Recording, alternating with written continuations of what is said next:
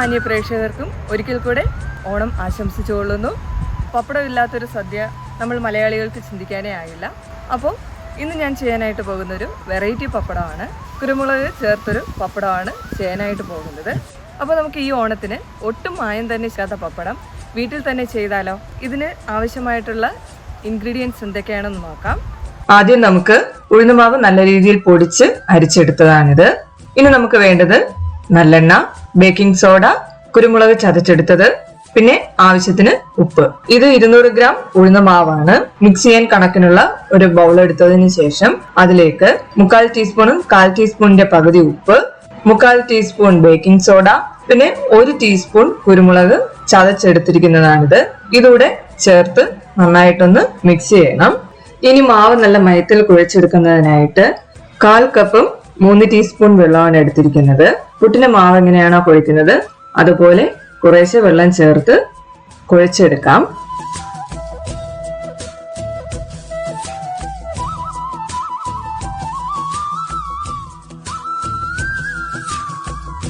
ഇത്രയും വെള്ളം ചേർത്ത് മാവ് കുഴച്ച് കയ്യിലൊട്ടുന്ന ഒരു പരുവാകുമ്പോഴേക്ക് മൂടി അടച്ച് 15 തൊട്ട് 20 മിനിറ്റ് വരെ വയ്ക്കാം. ഒരിക്കലും തുറന്ന് വയ്ക്കരുത്. തുറന്നു വെച്ച് കഴിഞ്ഞാൽ ഉഴുന്ന മാവായതുകൊണ്ട് തന്നെ പെട്ടെന്ന് ഡ്രൈ ആയി പോകും. ഇവിടെ ഞാൻ 20 മിനിറ്റ് ആണ് വച്ചത്. ഇനി നമുക്ക് മാവ് എടുത്ത് നല്ല വലിയ തടി പലകയിലോ കൗണ്ടർ ടോപ്പിലോ വെച്ച് മയപ്പെടുത്തി എടുക്കണം. ഉഴുന്ന മാവ് കയ്യിൽ ഒട്ടിപ്പിടിക്കാനുള്ള സാധ്യതയുണ്ട്. അപ്പൊ അത് ഒഴിവാക്കുന്നതിനായിട്ട് കുറച്ച് നല്ലെണ്ണയാണ് ഇവിടെ എടുത്തിരിക്കുന്നത്. ഏകദേശം 1 തൊട്ട് 2 ടീസ്പൂൺ എണ്ണ വരും. എപ്പോഴൊക്കെയാണ് കയ്യില് ഒട്ടിപ്പിടിക്കുന്നത് ആ സമയത്ത് മാത്രം ഉപയോഗിച്ചാൽ മതി. ഒരുപാട് എണ്ണ ഉപയോഗിക്കേണ്ടതില്ല.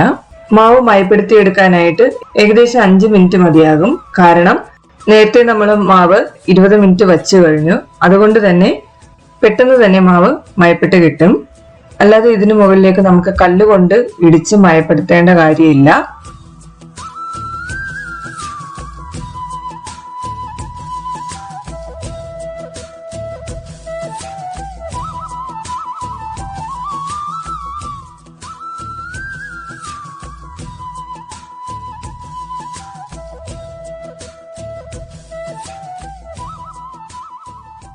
ഇനി നമുക്ക് മാവ് നല്ല സോഫ്റ്റ് ആയോ എന്ന് അറിയാനായിട്ട് ഒരല്പം ഒന്ന് സ്ട്രെച്ച് ചെയ്തെടുക്കുമ്പോഴേക്ക് അത് നല്ല ഒറ്റ ലെയറായിട്ട് തന്നെ വരും.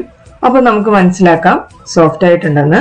ഈ ഒരു പരുവാകുമ്പോഴേക്ക് മാവ് നമുക്ക് 2ആയിട്ട് കട്ട് ചെയ്ത് ഇതുപോലെ ഇനി റോൾ ചെയ്യണം. റോൾ ചെയ്യുന്നതിന് കാര്യം എന്ന് വെച്ചാല് പപ്പടം വട്ടത്തിലാണല്ലോ, അപ്പോൾ പരത്തുന്ന സമയത്ത് വൃത്താകൃതിയിൽ തന്നെ കിട്ടും. ഇനി മുറിച്ചു വെച്ച കഷ്ണങ്ങൾ ഓരോന്നായിട്ട് നന്നായി ഉരുട്ടിയെടുക്കാം. ഉരുട്ടിയെടുക്കുന്ന സമയത്ത് അവിടെ ഇവിടെ ആയിട്ട് കനം കുറഞ്ഞും കൂടിയിരിക്കാനും പാടില്ല. ഒരേ കനത്തിൽ തന്നെ ഉരുട്ടിയെടുക്കണം. അല്ലെങ്കിൽ പപ്പടം ചെയ്യുന്ന സമയത്ത് വേറെ ഷേപ്പ് ആയിരിക്കും കിട്ടുന്നത്. അങ്ങനെ 2 പീസും റോൾ ചെയ്തെടുത്തിട്ടുണ്ട്. ഇനി നമുക്കിത് പപ്പടത്തിന്റെ വലുപ്പത്തിനനുസരിച്ച് 1/4 ഇഞ്ചോ 1 ഇഞ്ചോ തിക്നെസ്സിൽ മുറിച്ചെടുക്കാം. 1 ഇഞ്ച് ആണെങ്കിൽ കുറച്ചുകൂടെ വലിയ പപ്പടമായിരിക്കും, 1/4 ആണെങ്കിൽ കുറച്ചുകൂടെ ചെറിയ പപ്പടമായിരിക്കും. പപ്പടം പരത്തുന്നതിനായിട്ട് 1/3 കപ്പ് മൈദമാവാണ് എടുത്തിരിക്കുന്നത്. ഇനി നമുക്ക് ഈ മുറിച്ചെടുത്ത കഷ്ണങ്ങൾ ഡ്രൈ ആകാതിരിക്കാനായിട്ട് പ്ലാസ്റ്റിക് റാപ്പ് ഉപയോഗിച്ച് റാപ്പ് ചെയ്യുകയോ അതല്ല എങ്കിൽ ഒരു ബൗളിനകത്ത് വെച്ച് അടച്ചു വെക്കുകയോ ചെയ്യണം. ഇനി മുറിച്ചു വെച്ച കഷ്ണങ്ങൾ ഓരോന്നായിട്ട് മാവ് തൂകിയതിനു ശേഷം അതിന് മുകളിലേക്ക് വെച്ച് ചപ്പാത്തി എങ്ങനെയാണോ പരത്തുന്നത് അതുപോലെ പരത്തണം. ഒരുപാടങ്ങ് പരത്തേണ്ടതില്ല. അതിന് പകരം വീഡിയോയിൽ കാണിച്ചിരിക്കുന്നത് പോലെ ചെറിയൊരു വലുപ്പത്തിലൊന്ന് പരത്തിയതിനു ശേഷം ഒന്നിനു മേലെ ഒന്നായിട്ട് മാവ് തൂക്കി അടുക്കി വെക്കണം. ഇങ്ങനെ ഒരു 10-15 ആകുമ്പോഴേക്ക് നമുക്കിതിനെ ഒന്ന് വിളക്കിയെടുക്കാം. ഇവിടെ ഞാൻ എളുപ്പത്തിൽ 2 രീതികൾ പറഞ്ഞുതരാം. അതിൽ ഒന്നാമത്തെ രീതി വിളക്കിയെടുക്കുക എന്നതാണ്. ഇതിൽ നമ്മൾ വേറെ ഉപകരണങ്ങളുടെ സഹായമൊന്നുമില്ലാതെ കൈകൊണ്ട് തന്നെയാണ് ചെയ്യുന്നത്. ഇത് ചെയ്യുന്നതിന് മുമ്പായിട്ട് തന്നെ പപ്പടങ്ങൾ തമ്മിൽ ഒട്ടിപ്പിടിക്കാതിരിക്കാനായിട്ട് മാവ് കൊണ്ട് നന്നായിട്ട് കവർ ചെയ്യണം. അതിനുശേഷം എല്ലാ പപ്പടവും അടുക്കി ലെവൽ ചെയ്തെടുക്കണം. എന്നിട്ട് കൗണ്ടർ ടോപ്പിൽ വെച്ച് പപ്പടത്തിന് വൃത്താകൃതി കിട്ടത്തക്ക രീതിയിൽ തന്നെ 2 പെരുവിരലും പപ്പടത്തിന്റെ സൈഡില് സ്ട്രൈറ്റ് ആയിട്ട് വെച്ചിട്ട് അകത്തു നിന്ന് പുറത്തേക്ക് പ്രഷർ കൊടുത്ത് ഒരു റൗണ്ട് പെരുവിരൽ വെച്ച് അമർത്തി റൊട്ടേറ്റ് ചെയ്തതിന് ശേഷം പപ്പടത്തിന്റെ മധ്യഭാഗത്ത് കൈപ്പത്തി വെച്ച് താഴേക്കൊന്ന് അമർത്തി കൊടുക്കണം. അപ്പൊ പപ്പടത്തിന്റെ എല്ലാ വശവും ഒരേ കനത്തിൽ തന്നെ ലഭിക്കും. ഇങ്ങനെ ചെയ്യുമ്പോൾ ഇടയ്ക്ക് ശ്രദ്ധിക്കണം പപ്പടങ്ങൾ തമ്മിൽ ഒട്ടുന്നുണ്ടോ എന്ന്. അങ്ങനെയാണെങ്കിൽ ഇടയ്ക്ക് കുറച്ച് മാവ് തൂക്കി കൊടുക്കണം. ഇങ്ങനെ ചെയ്യുമ്പോൾ പപ്പടം മാക്സിമം സ്ട്രെച്ചായി നല്ല വലിപ്പത്തിൽ തന്നെ ലഭിക്കും.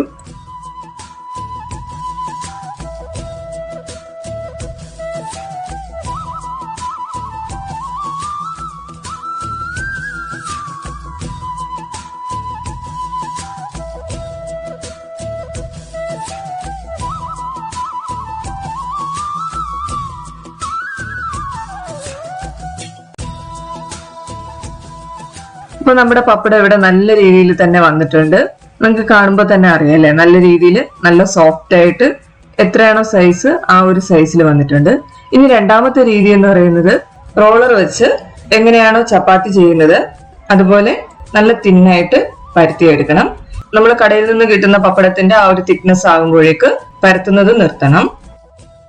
പിന്നെ നല്ല സർക്കിൾ ഷേപ്പ് കിട്ടണമെങ്കിൽ ഇതുപോലെ ഒരു കുക്കി കട്ടറോ കുപ്പിയുടെ അടപ്പോ വെച്ചിട്ട് നിങ്ങൾക്ക് ഷേപ്പ് ചെയ്തെടുക്കാവുന്നതാണ്. അപ്പൊ അങ്ങനെ രണ്ട് രീതി ഞാൻ ഇവിടെ പറഞ്ഞു കഴിഞ്ഞു. ഈ രണ്ടിലും ഏത് രീതിയാണ് എളുപ്പമായിട്ട് തോന്നുന്നത് അത് ചെയ്യുക. അങ്ങനെ 200 ഗ്രാം മാവില് സാമാന്യം വലിപ്പമുള്ള 25 പപ്പടമാണ് തയ്യാറാക്കി എടുത്തിരിക്കുന്നത്. ഇനി അവസാനത്തെ സ്റ്റെപ്പ് എന്ന് പറയുന്നത് ഈ പപ്പടം എല്ലാം ഉണക്കിയെടുക്കുക എന്നതാണ്. ഇനി നമുക്ക് നല്ല വെയിലുള്ള സ്ഥലത്തിട്ട് അരമണിക്കൂർ രണ്ട് വശവും 15 മിനിറ്റ് വെച്ച് ഉണക്കിയെടുക്കണം. ഈ അരമണിക്കൂറിനുള്ളിൽ വാടി കിട്ടിയാൽ മതി, അല്ലാതെ ഒരുപാട് ഡ്രൈ ആകേണ്ട കാര്യമില്ല.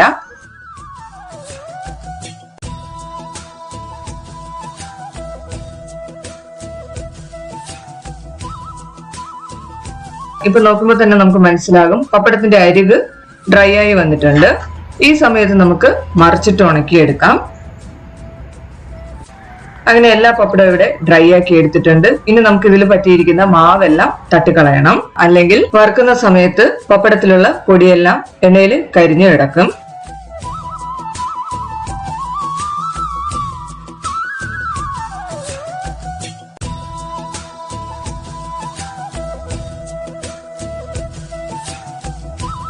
പാനിൽ ആവശ്യത്തിന് എണ്ണ ഒഴിച്ച് ചൂടായി വരുമ്പോൾ പപ്പടം ഫ്രൈ ചെയ്തെടുക്കാം.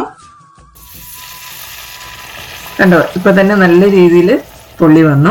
ചില സമയത്ത് നമ്മൾ കടയിൽ നിന്ന് വാങ്ങുന്ന പപ്പടം പോലും ഇത്രയും നല്ല രീതിയിൽ പൊള്ളി വരില്ല. അപ്പൊ നമുക്ക് എന്തുകൊണ്ടും വീട്ടിൽ ഇതുപോലെ ചെയ്യുകയാണെങ്കിൽ നല്ല ഹെൽത്തി ആയിട്ടുള്ള ഒരു പപ്പടം തന്നെ കഴിക്കാം. വീട്ടിൽ ചെയ്തെടുത്ത പപ്പടം ആയതുകൊണ്ട് തന്നെ നമ്മൾ പുറത്ത് സൂക്ഷിച്ച് ഉപയോഗിക്കുകയാണെങ്കിൽ ഒരാഴ്ചയോളം ഇരിക്കും. അതേസമയം ഫ്രിഡ്ജിൽ സൂക്ഷിക്കുകയാണെങ്കിൽ 2 തൊട്ട് 3 ആഴ്ചയോളം കേടുകൂടാതെ ഇരിക്കുന്നതാണ്.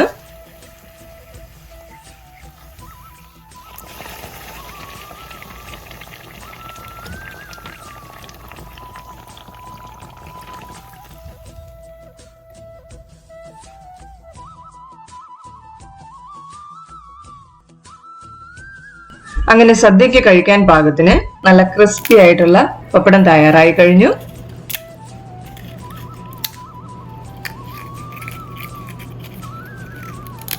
ഹായ് ഡിയേഴ്സ്, അങ്ങനെ നമ്മുടെ കുരുമുളക് ഇട്ട് വെറൈറ്റി പപ്പടം റെഡിയായി കഴിഞ്ഞു. വളരെ എളുപ്പത്തിൽ തന്നെ എങ്ങനെ ചെയ്യാമെന്ന് പഠിച്ചല്ലോ. അപ്പോൾ കുരുമുളക് ഇട്ട പപ്പടം ആകട്ടെ ഈ ഓണത്തിന്. അപ്പോൾ നിങ്ങൾ എല്ലാവരും ട്രൈ ചെയ്ത് നോക്കണം. എന്നിട്ട് നിങ്ങളുടെ അഭിപ്രായങ്ങൾ അറിയിക്കുക. എല്ലാവർക്കും നന്മയുടെയും സമ്പൽ സമൃദ്ധിയുടെയും ഓണാശംസകൾ നേരുന്നു.